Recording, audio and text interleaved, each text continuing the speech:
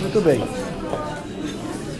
Então, nós vimos, então, na primeira parte, muito modestamente, nós vimos a história do mundo e do Brasil tudo junto. Vocês já sabem tudo, não há mais nada que vocês precisam aprender. Mas você vai ver que dá para... Esse microfone aqui, não sei como é que funciona. Mas, então,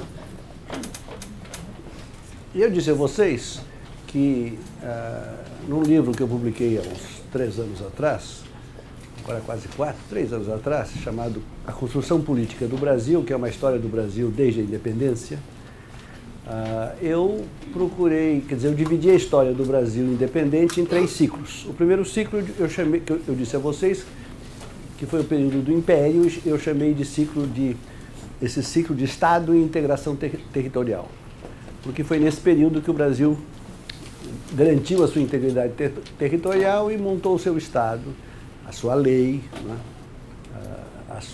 o seu aparelho burocrático estatal.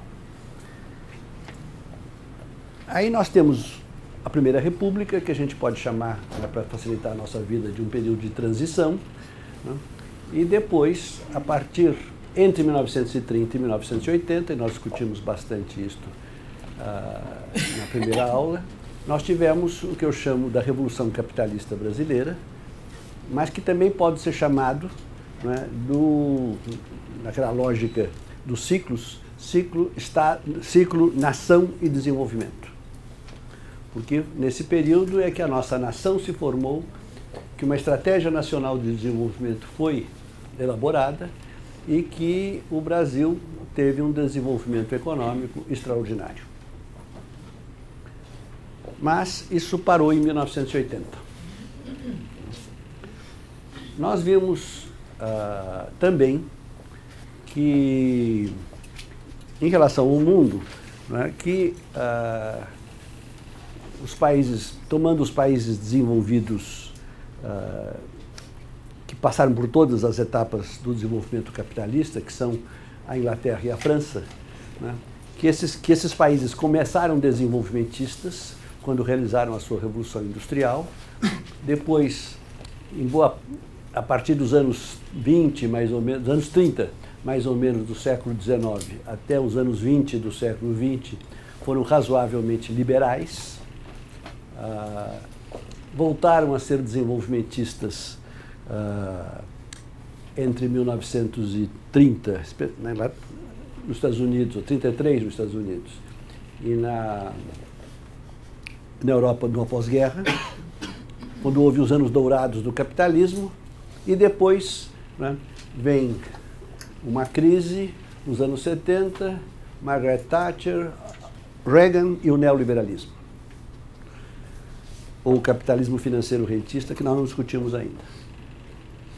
Mas as taxas de crescimento lá, o que se pode já se dizer é que enquanto que no período dos anos dourados do capitalismo, além de ter havido um grande crescimento e de ter havido uma razoável diminuição da desigualdade, houve uma outra coisa muito importante, que foi uma incrível estabilidade financeira.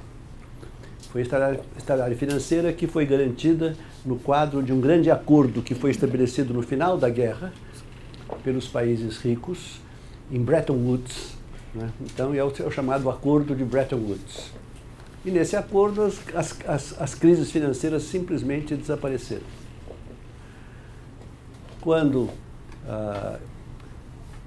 após 1980, né, quando se volta ao liberalismo, começa um processo a nível internacional de privatização de tudo, de liberalização de tudo que era possível e de desregulação de tudo que era possível, né? Isso vai ser acompanhado por uma substancial baixa na taxa de crescimento desses países ricos. Segundo, numa forte aumento das desigualdades. E terceiro, né, numa instabilidade financeira violenta. tão grande ou maior do que era antes de 1930. Então, a meu ver, foi uma regressão assim, muito grave que aconteceu lá nos países ricos. Eu e a minha mulher sentimos isso mais pessoalmente, porque em 1960 eu e ela estudamos nos Estados Unidos. E os Estados Unidos, em 1960, era o farol do mundo. Quer dizer, era o grande país vencedor da guerra, era a grande democracia, era o exemplo para Deus e todo mundo. Era uma sociedade incrivelmente coesa. Eu assisti o grande debate, foi o primeiro debate que houve em televisão de candidatos à presidência, e foi o debate entre o Nixon e o Kennedy. Nós assistimos lá na nossa televisão, e os dois pensavam rigorosamente igual. Rigorosamente igual, não havia diferença. Não, mas o Nixon era do Partido Republicano e o Kennedy do Partido Democrata, não fazia diferença. Por quê? Porque a sociedade estava unida, a sociedade estava coesa, eles estavam todos satisfeitos e felizes e vendo um projeto para o seu país, vendo os seus salários crescerem, vendo seus lucros crescerem, vendo o país funcionando, a democracia. E começava um processo, também em 1960, mais ou menos, que é o processo de acabar com o apartheid. Isso foi ali também que aconteceu. Isso também os deixava felizes. 60 anos quase depois, o que você vê nos Estados Unidos, depois desse neoliberalismo que tomou conta dos Estados Unidos mais que qualquer outro país rico, a partir de 1980, você vê um país totalmente dividido, uma desigualdade e com um aumento de desigualdade enorme. Uma democracia que é o pior exemplo possível de democracia, na verdade é uma plutocracia, em que para você ser eleito você tem que gastar milhões e milhões e milhões de dólares. Enfim. Graças a Deus, na Europa a coisa ficou melhor, e na Europa os países capitalistas lá são muito melhores, não se conseguiu destruir a social-democracia deles, nós já vimos isso. Muito bem, e o que aconteceu no Brasil? O Brasil, a partir de 1980, nós já vimos que foi a partir de 1980 que o Brasil parou de crescer. E o Brasil parou de crescer a partir de 1980, e desde 1980 para cá, cresce a uma taxa inferior a 1% per capita. Quando, nos 50 anos anteriores, entre 1930 e 80, tinha crescido a 4% per capita. Então, a diferença é enorme. E essa diferença enorme, ela começa nos anos 80. E nos anos 80 é um período de rigorosa estagnação econômica. E o que aconteceu nesse período? Aconteceram duas coisas. Aconteceu uma grande crise, a chamada crise da dívida externa. O Fernão e eu vivemos essa crise muito diretamente. Quer dizer, ou seja, uma crise financeira em que o Brasil quebrou. O Brasil não tinha condições de pagar a sua dívida externa, e não foi só o Brasil, foram todos os países da América Latina praticamente, a Colômbia um pouco menos, e vários países da Ásia e da África, que quebraram. Por que se quebraram? Porque eles haviam se endividado bastante nos 10 anos anteriores. Quer dizer, o financiamento externo ao desenvolvimento tinha parado em 1930. Em 1930 houve a grande crise dos anos 30, o crash da Bolsa de Nova York, a depressão. Aí também os países quase todos em desenvolvimento quebraram, e aí o crédito foi suspenso. O crédito só foi retomado para os países em desenvolvimento no começo dos anos 70. E durante os anos 70 os países foram se endividando, tentando crescer com poupança externa. Ou seja, crescer com endividamento externo, esperando que o dinheiro que viesse de lá, sob a forma de investimentos diretos ou sob a forma de empréstimos, que esse dinheiro fosse financiar investimentos adicionais e permitisse que o país crescesse. Não foi isso que aconteceu, ou aconteceu muito pouco isso, algum crescimento houve, especialmente no período do milagre. Milagre é o período que vai de 67 a 73. Mas depois esses investimentos já não têm grande efeito no desenvolvimento, eles aumentam realmente o consumo no Brasil. E o país começa a crescer um pouco menos, mas o fato é que tinha se endividado muito. Aí dentro da crise americana, há uma medida em 1979 de aumento brutal da taxa de juros, e o resultado é que se desencadeia a crise financeira. Quer dizer, os credores perdem a confiança no Brasil, param de rolar a nossa dívida, não é? E então a gente quebra.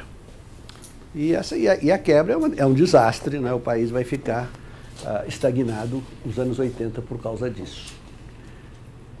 Mas isso tem uma segunda consequência, é que os militares, desde 1964, eles tinham indexado a economia brasileira. Nós tínhamos, naquela época, uma inflação de uns 20% a 30% ao ano. Tinha chegado a 50% no Juscelino, mas depois foi baixada. Mas, de qualquer forma, era uma inflação razoavelmente alta e, de repente, né, alguns economistas tiveram a brilhante ideia, né, inclusive um grande amigo meu, que foi o Inácio Rangel, né, mas também que era desenvolvimentista, mas também o liberal, especialmente chamava-se Bulhões, um homem muito respeitável, eles inventaram a correção monetária, ou seja, a indexação, né, dos preços, de forma que corrigiu os preços pela inflação. E isso generalizou-se na sociedade e na economia brasileira, de forma que quando houve a crise de 1979 e 80, a crise da dívida externa, houve desvalorizações necessárias e com essas desvalorizações a inflação surgiu e começou um período de altíssima inflação, a inflação que girava entre 15% e 45% ao mês, chegou, no final do governo Sarney, chegou a 80% ao mês, aí já era hiperinflação. Mas, de qualquer forma, durante 14 anos, entre 1980 e 1994, não os jovens, mas os um pouco mais velhos, devem bem lembrar desse período, né? Então, realmente, essas duas coisas, essa alta inflação e essa crise financeira, duas coisas acopladas, levaram o Brasil à estagnação econômica. E a crise da dívida externa foi resolvida no início dos anos 90. O que resolveu a crise da dívida externa, além do pagamento de uma parte da dívida, com muito sacrifício por todos os países, foi um plano que nós ajudamos, o doutor Fernão, que está aqui, e eu, né, nós ajudamos a elaborar, a pensar, que foi o Plano Brady, né? O Plano Brady é porque era o ministro das Finanças, da Fazenda, americano, que chamava-se assim, em 1990. Então adotou o Plano Brady e a coisa da vida externa então foi equacionado. E em 1994, né, depois de 14 anos de alta inflação, e depois de um grande debate sobre uma teoria nova de inflação, da qual que nós também participamos muito ativamente, a teoria da inflação inercial, né, afinal, em 1994, com o Plano Real, a alta inflação acabou. Foi uma grande realização, uma maravilha, né? E todos nós, ou se não somos todos nós, pelo menos eu, né, ficamos convencidos de que, a partir de então, né, o Brasil teria um grande desenvolvimento. Não teve. O Brasil continuou semi-estagnado, continuou crescendo muito pouco, a 1% ao ano.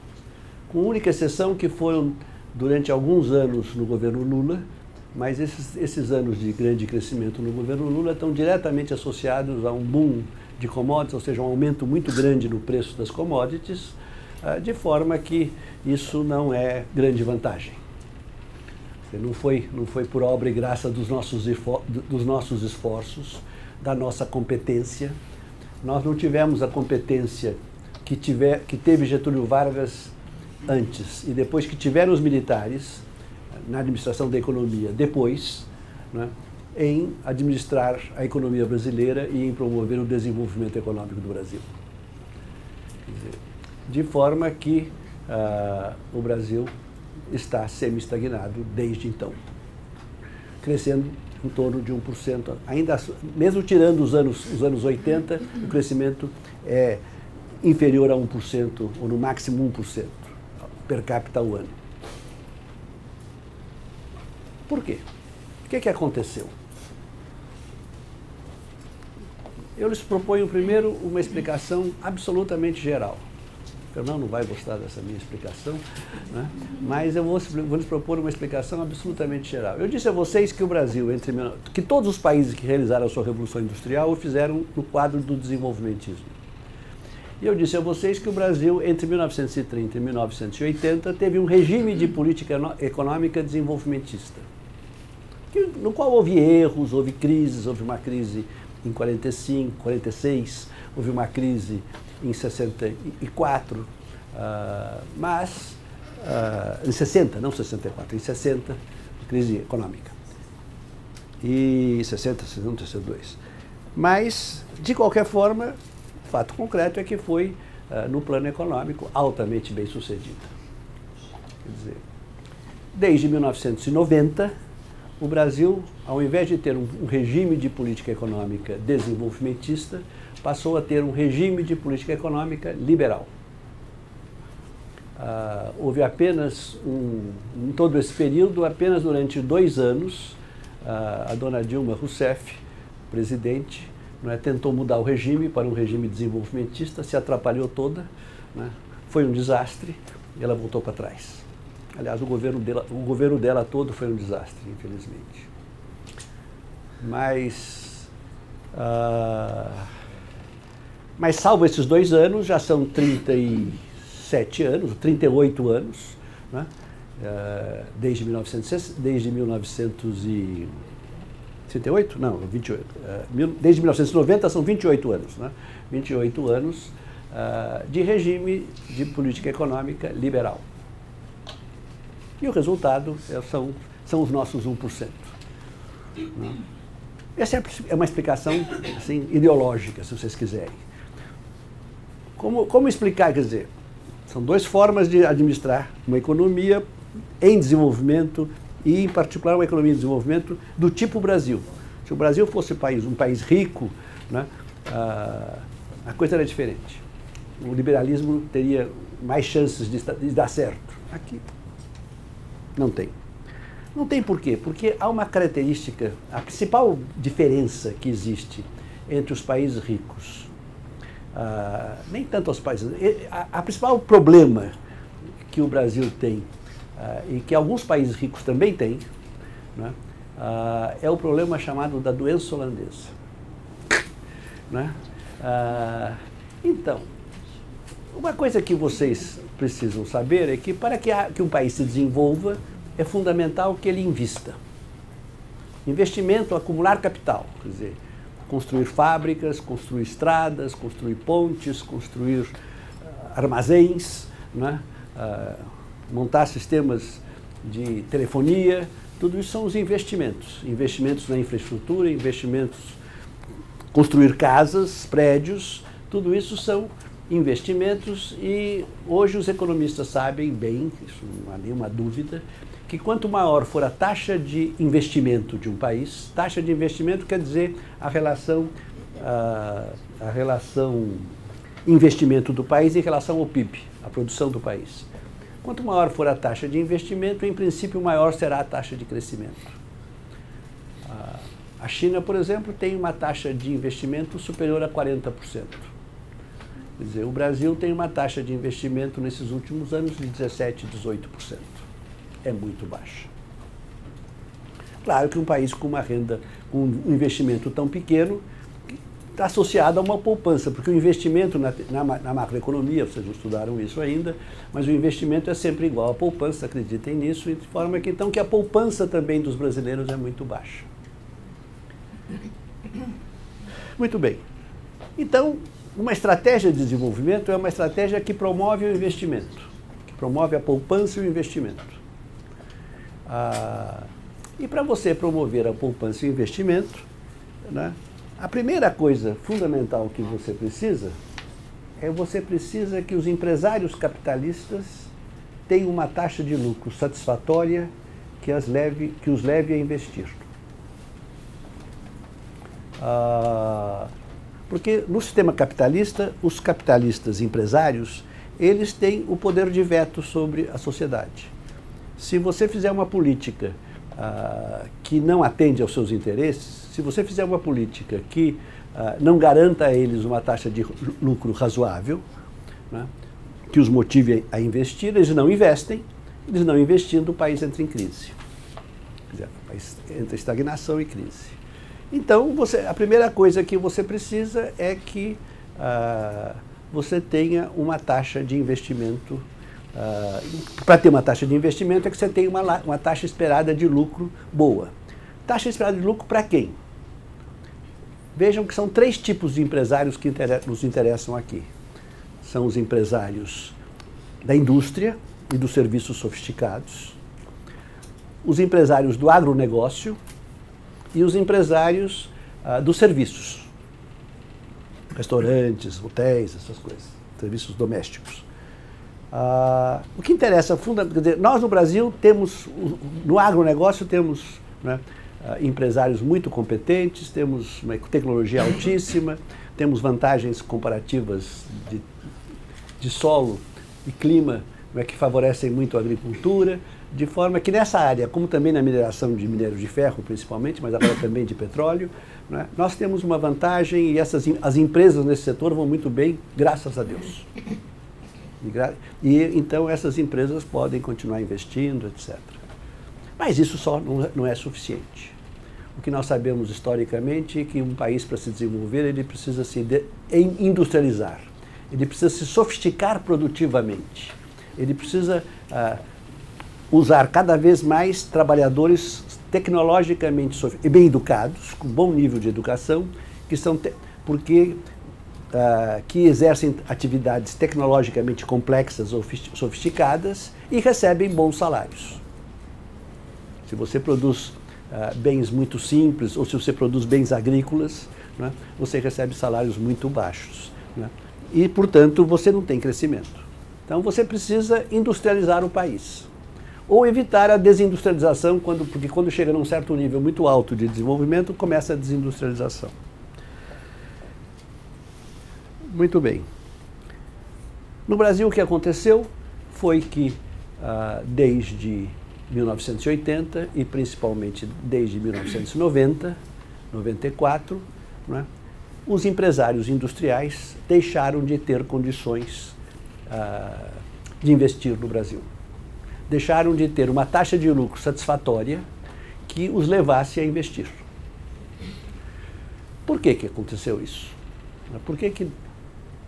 Se eu fosse um economista liberal, eu diria, é muito simples, pela incompetência dessa gente, são todos uns bananas, ou isso, ou aquilo, qualquer coisa desse tipo, né? E isso explica, né? Eu tenho a impressão que esse tipo de explicação é um pouco pobre, né? Então, sei, para dizer o mínimo, né? Então, o que aconteceu? Porque como é que o Brasil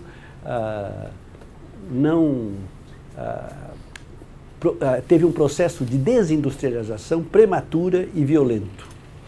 Para vocês terem uma ideia, a indústria no Brasil representava 25%, para algumas estatísticas chegou a 30%, mas enfim, eu prefiro falar em 25% em 1990. Hoje representa 10%. Então a desindustrialização foi muito grande. Quer dizer, isso significa que a criação de empregos bons, com bons salários, né, na indústria diminuiu enormemente. E ao mesmo tempo que cresciam serviços pouco qualificados no comércio, nos serviços, além dos da agricultura, que também são geralmente muito pouco qualificados. Então, e por que aconteceu isso? Por que então os empresários industriais deixaram de ter lucro no Brasil satisfatório? Essencialmente porque eles passaram a ter uma desvantagem competitiva muito grande em relação às empresas estrangeiras. Nós estamos num mundo global, as economias, nesse mundo global é um mundo relativamente aberto do ponto de vista comercial e financeiro. Nesse sistema, então, não apenas as empresas competem no mundo inteiro. Sempre foi assim, mas desde que a globalização se tornou mais importante, isso se tornou também muito mais forte. Quer dizer, essa competição entre as empresas. E se você aqui no Brasil tiver se no Brasil você tiver empresas que enfrentam uma desvantagem competitiva substancial, né, a indústria desse país não vai prosperar, vai perder a concorrência dos outros, não vai conseguir exportar para o exterior e muito menos vai conseguir, e mesmo dentro do mercado interno, ela não vai conseguir vender para o mercado interno porque é mais fácil, mais barato importar. E foi o que aconteceu no Brasil.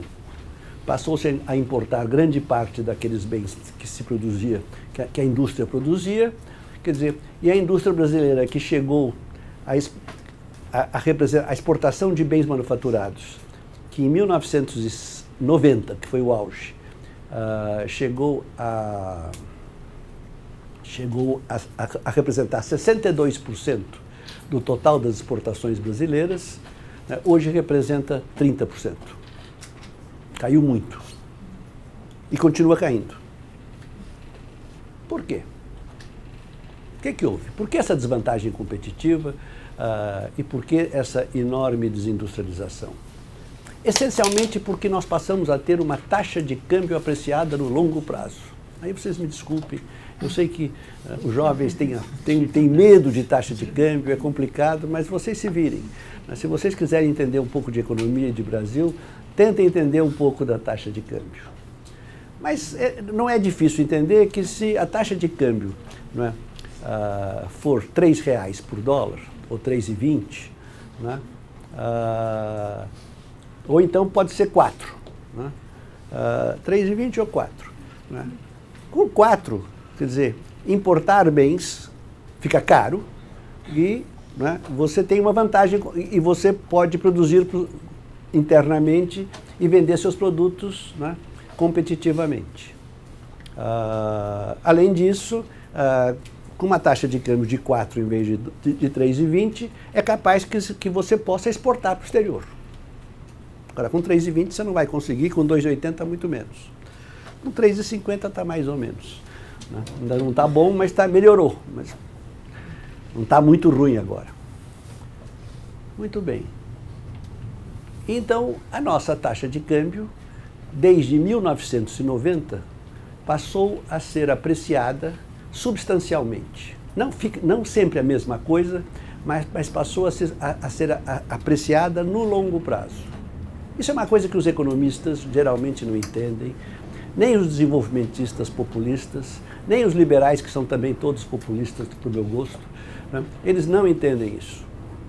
Quer dizer, mas o fato concreto é que a taxa de câmbio pode ficar apreciada durante vários anos. Agora, por exemplo, entre 2007 e 2014, quando a taxa de câmbio que era competitiva para o Brasil era 3,80, mais ou menos, R$3,80 por dólar, a taxa de câmbio média nesse período foi de 2,80, R$2,80. Então essa diferença de 2,80 para 3,80, R$1 de diferença, é uma diferença enorme. É uma desvantagem competitiva para a empresa brasileira industrial, tanto no mercado interno quanto externo, imensa. Por que isso aconteceu? Isso aconteceu, por que a taxa de câmbio pode ficar apreciada durante longo tempo no Brasil? Né? Por dois motivos. Porque você tem uma doença holandesa que você não neutraliza e porque você mantém taxas de juros muito altas, que atraem capitais, né? e mantém a sua taxa de câmbio apreciada. O que é essa doença holandesa? Muito simplesmente, você... O que houve? Hã? sabia o que era doença holandesa. Eu vou explicar o mínimo que eu posso explicar. Então, a doença holandesa, né, é uma sobreapreciação de longo prazo da taxa de câmbio, quer dizer, a taxa de câmbio fica, vamos dizer, em 3,20, em vez de ficar em 4, que seria bom, né, fica em 3,20. Por quê? Porque o país exporta commodities, exporta... Quando que aconteceu na Holanda? Não, esse é o nome, só a origem do nome.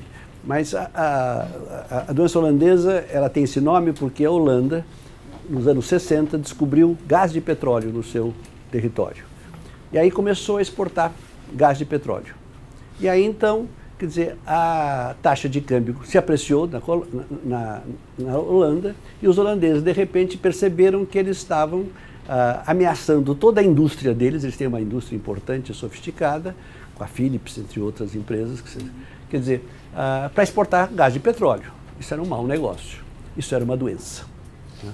Então eles trataram de corrigir o assunto. Então, o Brasil é um país que tem uma doença holandesa. Exporta commodities e essas commodities podem ser exportadas a uma taxa de câmbio, digamos, de R$ 3,20 por dólar. Com isso está bom para eles, dá um bom lucro, está tudo ok para os produtores de soja, para os produtores de minério de ferro, etc., dado o preço internacional da commodity. Quer dizer, enquanto que as boas empresas, as empresas que usam a melhor tecnologia disponível da indústria, elas precisam de 4. Essa diferença de 80 centavos, isso é a doença holandesa. Então você precisa neutralizar essa doença holandesa, né, se você quer crescer. E o Brasil, no ano da graça de 1990, né, deixou de neutralizar a doença holandesa. E ao fazer isso, então, passou a ter uma grande desvantagem competitiva. Como é que ele deixou de... Em 1990 ninguém sabia o que era a doença holandesa aqui no Brasil. Como é que eles...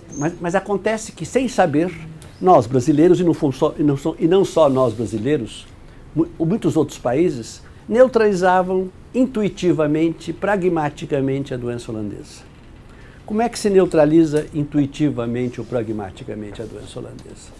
É através, primeiro através de tarifas de importação de manufaturados. Se eu, vamos dizer que eu tenho a tarifa 0 de importação de manufaturados, e eu de repente decido que agora, a partir de hoje, você vai pagar 20%, né, de tarifa de importação em todos os manufaturados importados para o Brasil, é a mesma coisa que depreciar a moeda nacional, né, para efeito de importação de manufaturados. Exatamente a mesma coisa. De forma, então, que se você tem uma tarifa de importação, ela neutraliza a doença holandesa para efeito de mercado interno. Quer dizer, o país não consegue exportar, mas o país, porque não está competitivo para exportar, mas internamente ele está em condições de competir com os países, com as empresas estrangeiras lá de fora que querem exportar para o Brasil. Então, isso o Brasil praticou amplamente. Isso os Estados Unidos fizeram. Os Estados Unidos, para vocês terem uma ideia, só abriram a sua economia em 1939. Não tinha mais indústria infante nenhuma, quer dizer, há muito tempo. Mas eles tinham doença holandesa, eles neutralizaram a sua doença holandesa através de tarifas de importação, para efeito do mercado interno. Mas se você quiser exportar também, então precisa fazer uma segunda coisa. E foi o que os brasileiros fizeram em 1967. Em 1967 chegou ao Ministério da Fazenda o senhor Antônio Delfim Neto. Vocês já ouviram falar desse senhor? É um brilhante economista, foi um homem público muito importante no regime militar. E o Delfim, não é, criou um subsídio para a exportação de manufaturados também muito grande, semelhante à tarifa de importação de manufaturados. Com isso, ele neutralizou a doença holandesa para efeito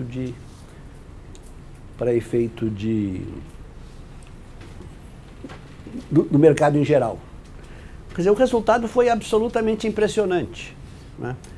Em 1965, as exportações de manufaturados representavam 6% do total das exportações brasileiras. Quase nada. 6%. 25 anos depois, ou 23 anos depois da política que o Delfim iniciou, né, essas exportações de manufaturados representavam 62%. Então, de 6% para 62% em 25 anos, em 23 anos. Por quê? Porque realmente as empresas brasileiras passaram a ter, né, condições de competir em pés de igualdade. Os economistas liberais, eles dizem que qualquer tarifa de importação é protecionismo. Quer dizer, eles admitem, porque foi o Alexander Hamilton. O Alexander Hamilton é um dos grandes pais da pátria americanos, é a nota de $10 americana. E o Hamilton, que é a nota de $10 americano, foi que inventou a proteção com tarifas de importação, e adotou isso nos Estados Unidos desde então desde 1792, quando ele foi ministro, né, justificando isso com o argumento da indústria infante, da indústria que estava nascendo, que devia ser protegida. Então, a única coisa que alguns liberais aceitam é que o país proteja a sua indústria quando ela é nascente ou infante.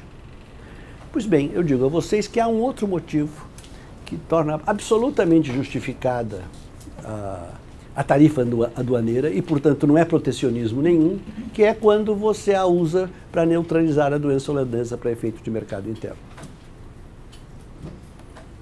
Quer dizer, o que você está fazendo não é dando uma proteção para a indústria nacional. Ao invés de, o que você está fazendo é você está dando igualdade de condições de competição para as suas empresas. Você sabe como isso é importante. Né? Uma competição em que não há igualdade de condições na competição não é competição coisa nenhuma. Né? Então você precisa garantir a igualdade. Isso em inglês tem uma expressão bonita, leveling the playing field. Demorei para entender isso. Quer dizer, aplanando o campo de jogo, né? Para todo mundo ficar em condições iguais de competição. Né? Então, nós sabemos que isso não acontece na vida social, que os pobres no Brasil não têm condições iguais de condição com os filhos dos ricos, mas isso também não acontece. Também na indústria isso não acontece. Então era preciso fazer isso. Quer dizer, nós não fizemos. Quer dizer, o Brasil deixou de neutralizar a sua doença holandesa, e aí, quando chegou em 1994, o Brasil, em cima disso, resolveu ter taxas de juros muito altas, para ajudar a controlar a inflação no plano real, mas depois também porque, né, era muito bom isso. O fato é que o Brasil passou a ter taxas de juros reais as mais altas do mundo. E desde então isso é assim. Agora caíram um pouco em termos nominais, mas em termos reais continuam bastante altas. Mas já estiveram bem mais altas. Ora, essas taxas de juros muito altas, elas, além de ser um fator de aumento de desigualdade muito grande, além de ser um fator de desestímulo do investimento muito grande, porque o empresário, para investir, ele precisa ter uma taxa de lucro esperada boa, substancialmente menor do que a taxa de juros que ele paga. Isso aqui no Brasil é quase impossível, dada a absurda taxa de juros que os brasileiros pagam. Quer dizer, mas em cima disso,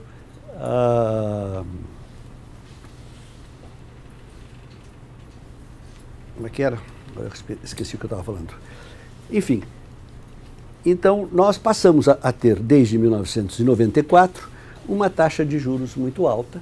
E essa taxa de juros também tem um outro efeito, além de desestimular o investimento, além de penalizar os pobres. Quer dizer, essa taxa de juros muito alta tem um efeito que é o de atrair capitais. E eu vou terminar com essa história para ele vamos abrir o debate. Porque essas coisas que eu estou contando agora nessa segunda parte da expressão é uma coisa que é uma teoria que eu ando desenvolvendo há 16 anos. Já escrevi 3 livros, vou escrever o 4º agora, eu juro que vai ser o último. Né? E essa teoria chama-se novo desenvolvimentismo. E essa teoria, a coisa mais curiosa e mais interessante dela, mais contraintuitiva, uma teoria, uma ciência para ser verdadeira, para valer a pena, para ser verdadeira não, para ser valer a pena, ela precisa ser contraintuitiva. Se ela for natural, se todo mundo já sabe, todo mundo já sabe, não tem nenhuma novidade, ponto. Né?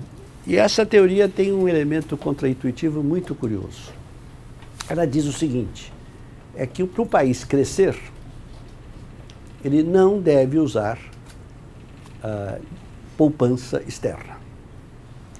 Ela não deve ir buscar o financiamento externo, que não há interesse do Brasil em investimentos das empresas multinacionais, são bem-vindas, mas não há interesse, né, delas, a não ser que elas venham aqui ao Brasil para trazer tecnologia e para abrir mercados. Senão, pelo capital delas, não temos o menor interesse nelas. Não deveríamos ter o menor interesse nelas. Não devemos tomar dinheiro emprestado para nos desenvolver. Isso é muito contraintuitivo. Não é? Isso provavelmente não faz o menor sentido. Isso deve ser uma grande bobagem que o professor aqui da frente está dizendo para vocês. Talvez. Não é? Mas o que acontece é o seguinte.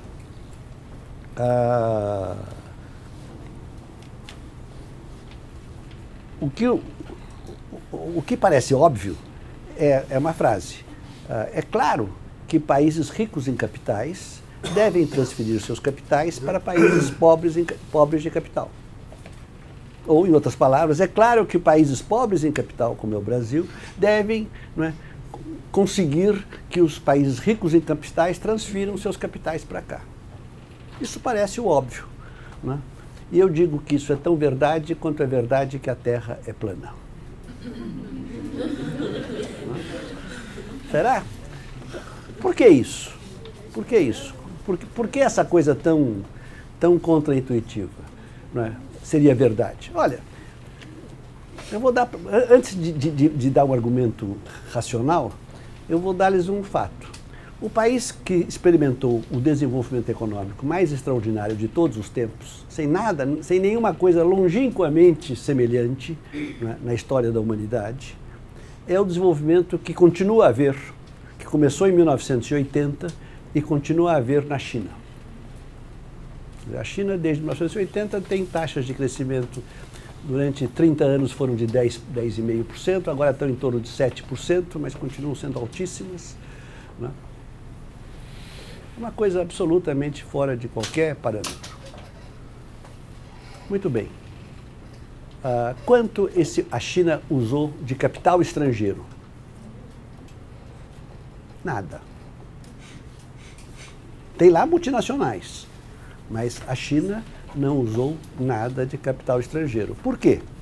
Porque a China teve superávit na sua conta externa, na sua conta corrente, como é chamado tecnicamente, desses 38 anos em 35. Não, 35.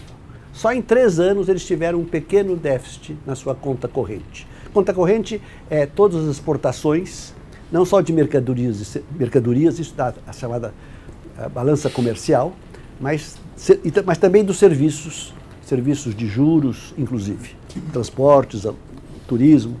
Então a conta corrente é a conta completa do país de importações e exportações de bens e serviços. Não é? Quer dizer, quando um país tem um déficit em conta corrente, ele está aumentando a sua dívida externa e precisa ser financiado. Quando um país tem um superávit em conta corrente, ele está financiando o resto do mundo. Quer dizer, a China, com esse desenvolvimento absolutamente extraordinário, né,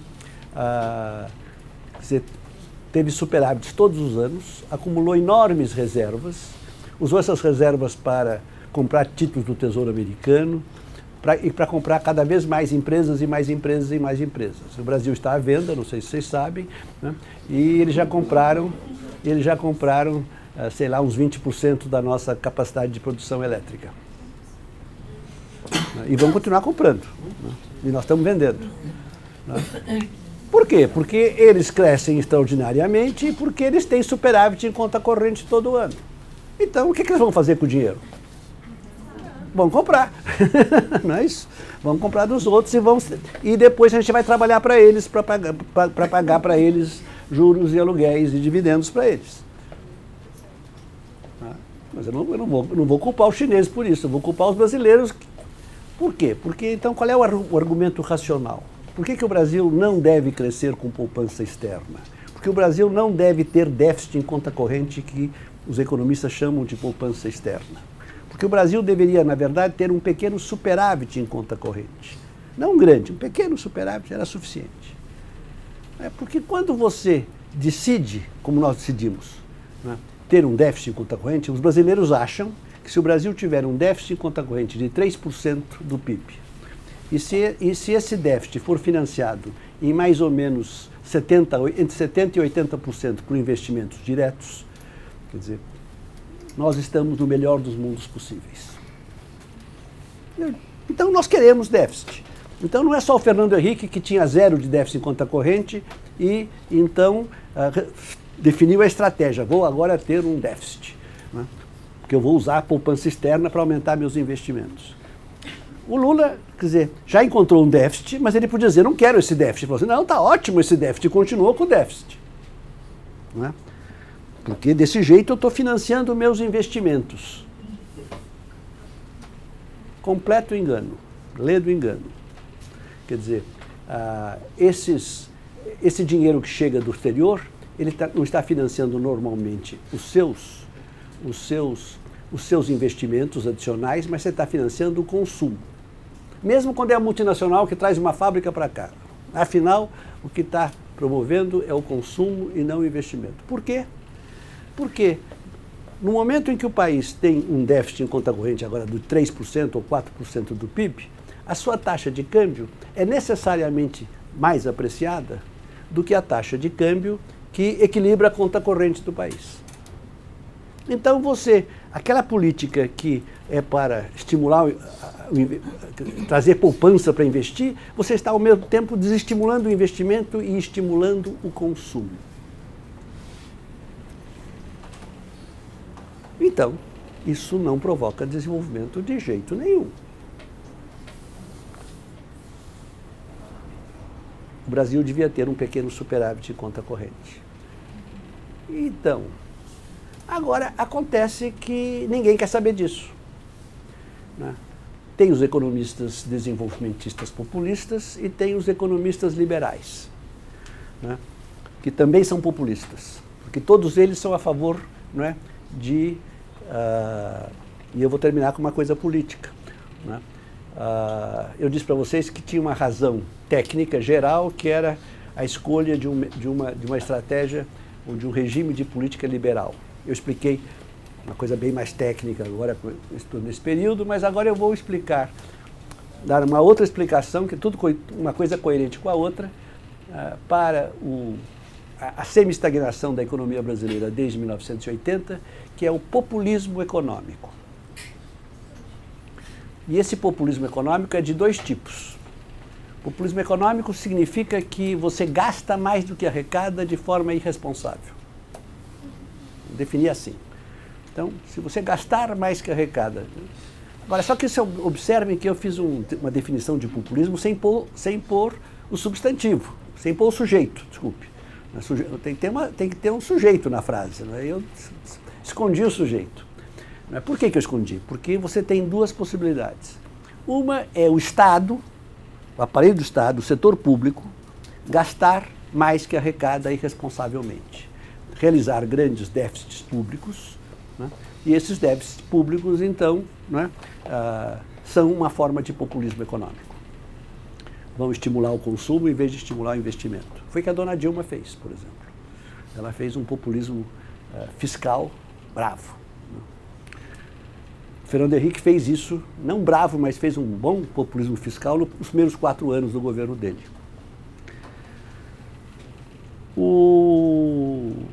Mas esse é o populismo que todo mundo conhece. Esse é o populismo fiscal ou o populismo econômico, simplesmente. É o populismo que os economistas liberais só são capazes de pensar em termos de problemas fiscais e, portanto, só conhecem esse populismo. Mas existe um outro tipo de populismo, que é o cambial. O que é o populismo cambial? Não é o Estado, mas é o Estado-nação, é o Brasil, não é o Estado brasileiro, mas é o Brasil inteiro, Estado e setor privado, que gasta mais que arrecada irresponsavelmente. Agora, a conta agora não é a conta fiscal, que você tem que ver, mas é a conta externa do país. Na conta externa, ou a conta corrente do país. Se esse país está gastando mais, está tendo déficit em conta corrente, né, ele está sendo um populista cambial. Por quê? Né? Porque quando você recebe capitais para financiar o seu déficit em conta corrente, né, a sua taxa de câmbio fica apreciada, e com a taxa de câmbio ficando apreciada, o poder aquisitivo dos salários, mas também o poder aquisitivo dos juros, lucros e dividendos, porque agora tem duas classes consumidoras. Não é uma classe só. Vamos dividir a sociedade brasileira em duas classes consumidoras. A classe dos trabalhadores, dos assalariados, de modo geral, trabalhadores de classe média, mas que vivem fundamentalmente de salários, e a dos rentistas, que vivem de aluguéis, juros e dividendos. Okay? Quer dizer, então, quando você tem um câmbio apreciado, causado, né, pelas políticas que nós já discutimos, né, e tem um déficit em conta corrente, portanto, quando você tem um déficit em conta corrente, que é desejado, porque eles dizem que é poupança externa, você está tendo populismo cambial porque, né, todo mundo fica mais rico. O valor que você recebe dá para você ir para Miami. Né? Agora, se você deprecia a moeda, né, isso, o poder aquisitivo dos salários cai. E isso os trabalhadores não gostam. E é isso que faz os economistas de esquerda geralmente protestarem solenemente quando se fala em depreciar a moeda. Agora, quando acontece que essa mesma coisa, os rentistas têm horror, não é que não gostam, têm horror. Por quê? Porque primeiro eles recebem, em vez de receber salários, eles recebem juros, aluguéis e dividendos. Não é? E esses juros, aluguéis e dividendos perdem o mesmo valor que perdem os salários, com a depreciação. Já não gostei dessa história. Segundo, os rentistas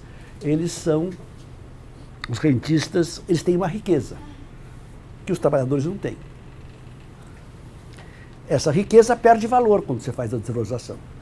Isso os rentistas não gostam nem um pouco. Terceiro, para fazer a desvalorização foi preciso não só neutralizar a doença holandesa, mas foi preciso também baixar a taxa de juros.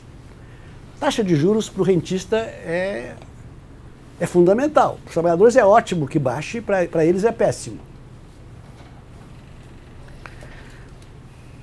Finalmente, logo a economia retoma, se você puser a taxa de câmbio no lugar certo e fizer outras.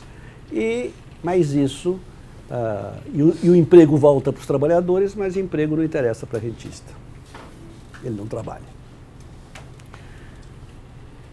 Então vocês podem perceber que para o economista liberal, que representa os interesses dos rentistas, como os políticos, como os economistas de esquerda populistas, que pensam representar os interesses dos trabalhadores, né, esses economistas liberais, eles estão absolutamente certos. Eles estão defendendo os interesses de quem eles representam. E por isso eles não querem nem ouvir falar nisso. Ora, não é? Se nem a esquerda nem a direita, não é, quer resolver o assunto, o Brasil vai continuar semi-estagnado por mais 40 anos. É o que eu prevejo. Pronto. Vamos conversar agora.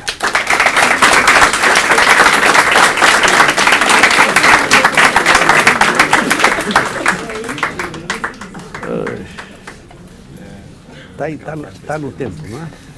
Está em tempo. Temos 20 minutos para... Entendo quem é que vai. Isso. Alguém quer fazer alguma pergunta, falar alguma coisa?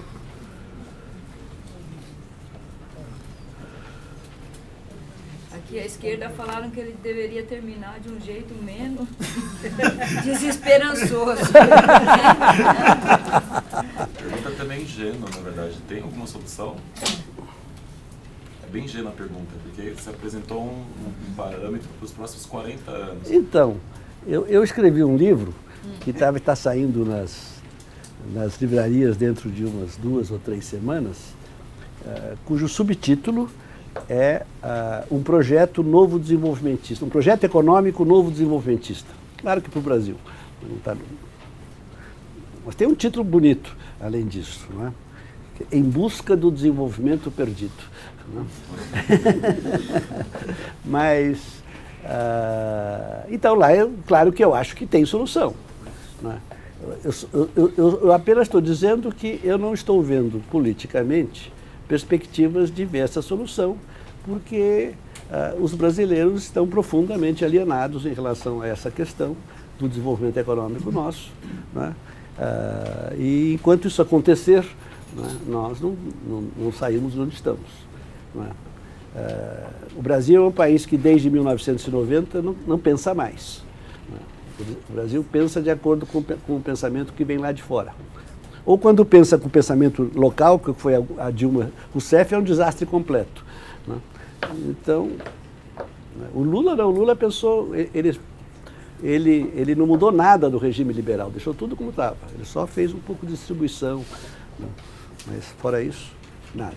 Então há esperança sim, é claro que você pode baixar os juros, você pode neutralizar a doença holandesa e tem muitas outras coisas, você pode, né, que tem que se fazer pela educação, pela saúde, né, pela ciência e tecnologia, né? Mas, quer dizer, mas o que me deixa muito incomodado, tem, por exemplo, um grupo grande de pessoas que são os grandes especialistas em ciência e tecnologia. E eles, é uma comunidade que existe no Brasil, a comunidade de ciência e tecnologia, uma comunidade respeitável de gente. E eles querem resolver os problemas do Brasil pedindo que o Estado invista em ciência e tecnologia. Coisa que eu estou de acordo.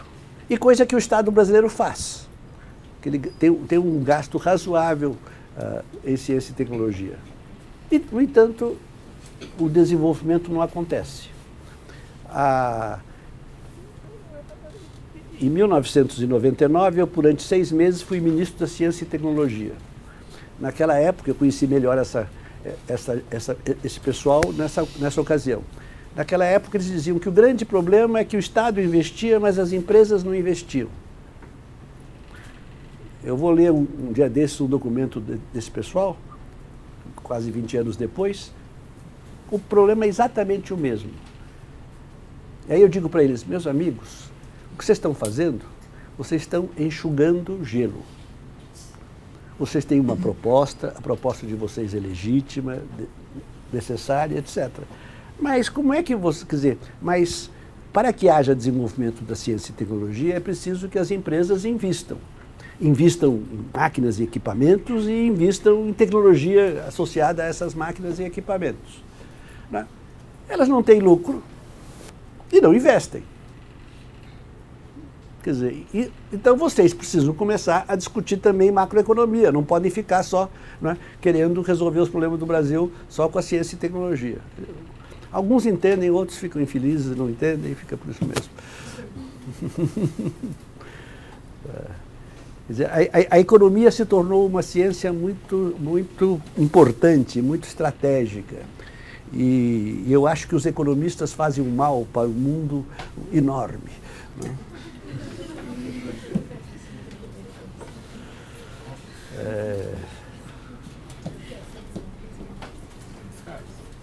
Tem uma pergunta.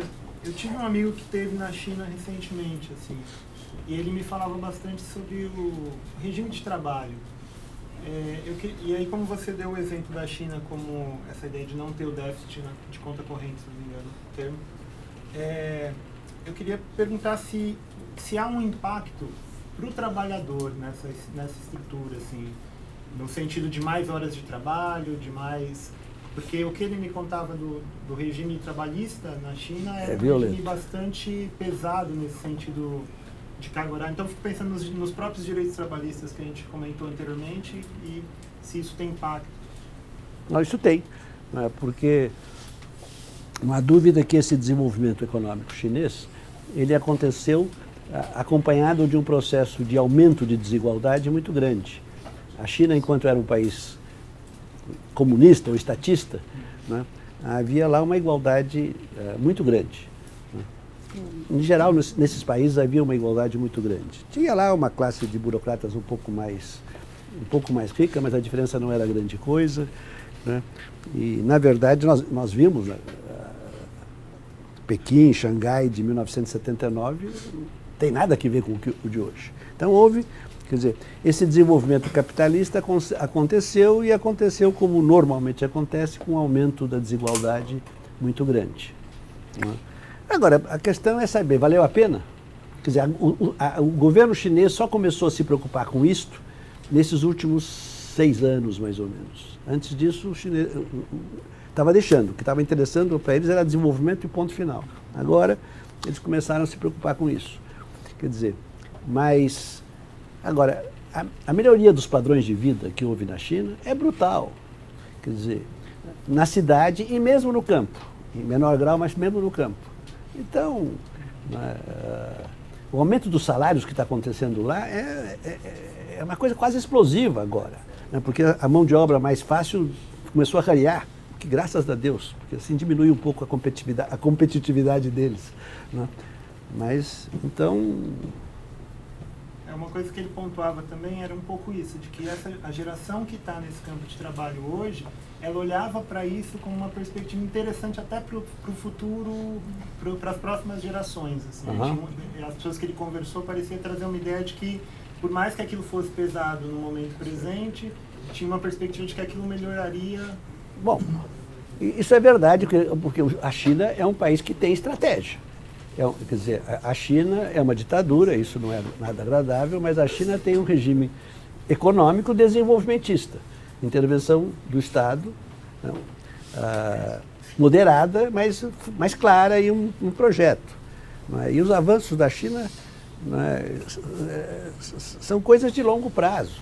Não é? Quer dizer, os investimentos, o avanço que eles estão tendo na robótica e na inteligência artificial, os relatórios que o Economist nos traz já dizem que eles estão já na frente dos Estados Unidos nessa matéria.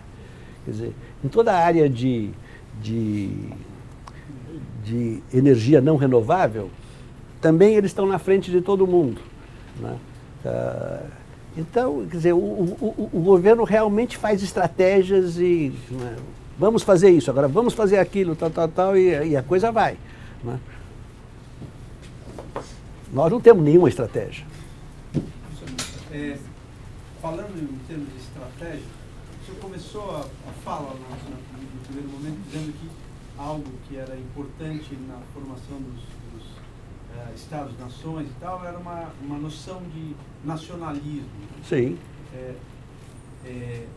Pensar no desenvolvimento sem um projeto de nação, sem um projeto de país, é possível? Eu acho que para um país do tamanho do Brasil, né, é praticamente impossível. Se eu estiver no Luxemburgo, mas mesmo no Luxemburgo eles têm lá um projeto, que é um projeto de ser uma espécie de, como é que chama? Tax haven, né, dentro da Europa. Né?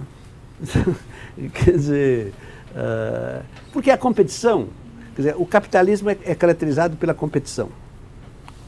E a competição não é apenas entre as empresas. A competição é também entre os Estados-nação. Cada um está defendendo o seu. Né? Claro que também existe alguns elementos de cooperação, mas são alguns secundários. O que é fundamental é a competição. Então, como é que você pode competir, né? Quer dizer, fazendo aquilo que o seu competidor diz que você tem que fazer? Então, e a coisa que os nossos competidores lá em cima nos dizem mais fortemente é que não há dúvida nenhuma, além de liberalizar tudo, né, ignorar essas bobagens de doença holandesa e outras bobagens, né, vocês devem crescer com poupança externa e para isso vocês devem atrair nossos capitais. Né. Eu já mostrei para vocês que tudo isso é uma loucura completa. há uma discussão, só para dizer, sobre a integração internacional do Brasil.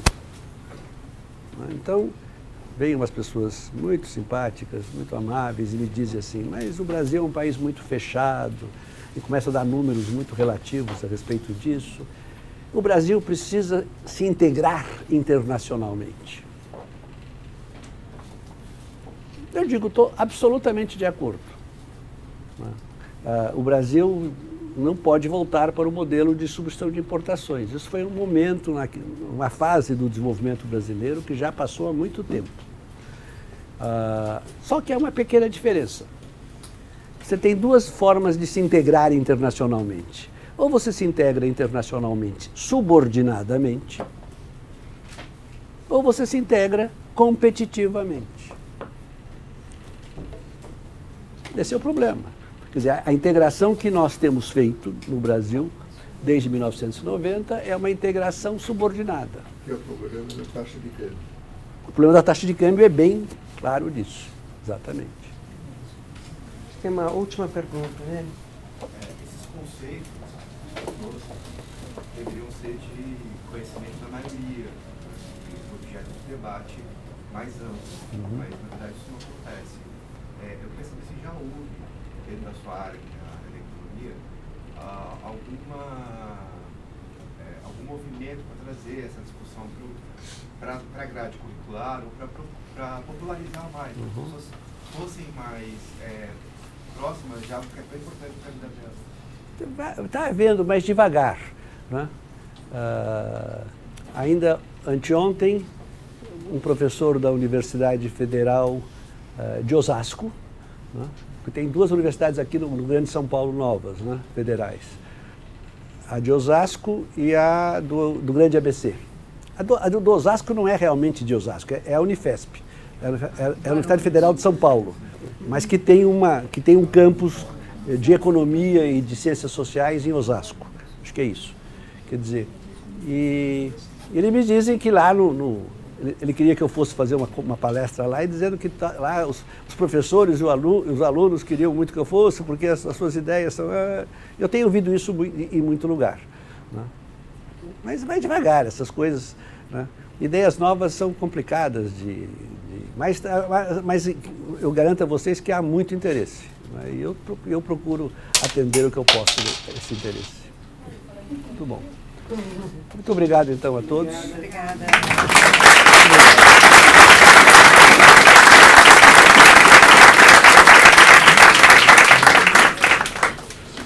Muito bem.